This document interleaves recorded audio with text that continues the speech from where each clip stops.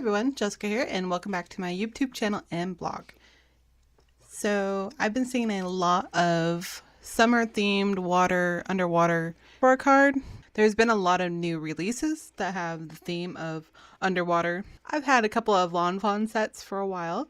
I haven't really used them, so I thought I would try this design. So what I have is a Hero Arts wave stencil, and I am ink blending 2 different colors of distress ink onto some Tim Holtz watercolor paper.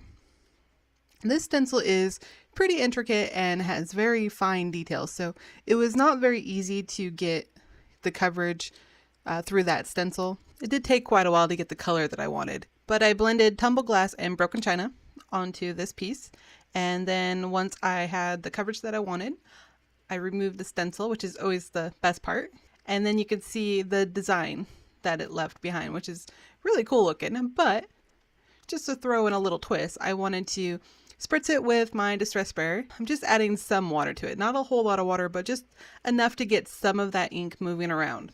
I wanted the design of the stencil, but I didn't want it to just be that design. I wanted to have kind of like a water movement to it, I guess. So that's what I tried to do anyways. Next, I'm going to use my stamp platform, the Traveler's one. This is the little one. And I'm stamping my images that I wanted to use onto a piece of Tim Holtz watercolor paper.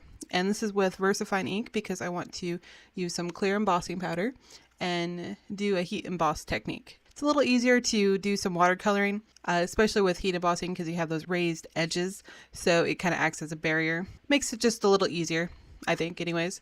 So I'm taking Mowed Lawn, Squeeze Lemonade, and Abandoned Coral inks, and I'm smushing those right onto the glass media mat. And I'm going to take a water brush and quickly color these in. There's going to be a bit of shading, especially with we're going to call him a kraken, because that's what, I guess he's a squid. I don't know, a little squid guy. And for the ship, because I wanted the ship to be brown, I just used some of the green ink and mixed it with the coral ink, and it gave a nice shade of brown for this tiny little ship. So super easy and quick, and didn't have to get out another color. After those dried, I used my Big Shot to die cut them out with the coordinating dies. And I'm going to have to do that 3. Next, I created a frame using 2 of the larger Lawn Fawn rectangle dies. And this is cut out of surf blue cardstock from Simon Says Stamp.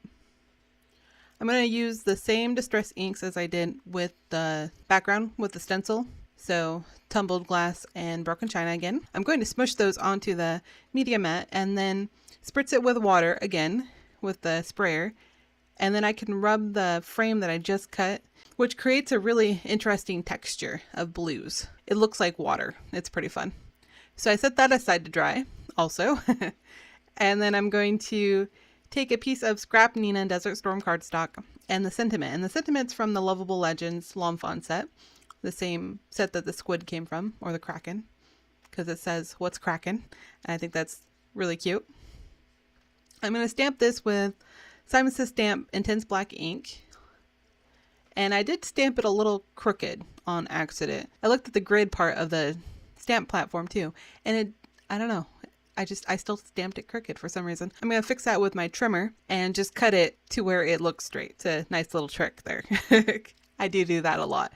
Even with the help of stamp platform, I still get everything crooked. Well, not everything, but I get a lot of things crooked anyways. Once everything has dried, I'm taking the frame and the sentiment, and I'm going to glue those together. And the sentiment's going to go right at the bottom. And it's going to kind of act as the sand of the ocean with that nice craft color anyways. So I'm gluing that down with my ATG gun. And I'm going to center the words. And then once I've gotten that placed where I want it, I can just trim off the edges with a pair of scissors real quick. I temporarily adhered the frame to the stencil background. And I'm going to start adding all of the little critter components. So I started with some seaweed at the bottom, and then I can add on the squid towards the top, who's the main focus of this card. And I wanted him to be holding the little ship. I thought that was kind of cute. And I've seen several card designs use that similar style. And then I'm going to add the little fishes. Well, compared to the ship and the squid, they're not really little, but that's okay. And I'm just using my Zig 2-way glue pen to adhere those with a pair of tweezers. I did cut a piece of vellum off screen. I just added the wave texture at the top with a pair of scissors. Then I adhere that behind the sentiment onto the frame. And now that that's done, I can actually adhere this together. So the vellum helps make this look like it's an underwater scene, which it's super fun. This is just a really easy, quick, and fun little card. Something a little different than I have been doing lately. I hope you enjoyed today's video. You can connect with me on Instagram or email me directly or comment below with any questions you might have about card making. I will always do my best to help. All the products I used today are linked on my blog and help support new products and supplies for this channel. Thank you so much for watching. Please subscribe to see the latest videos from me. I appreciate you, and I will see you in the next one. Bye! Meh, meh.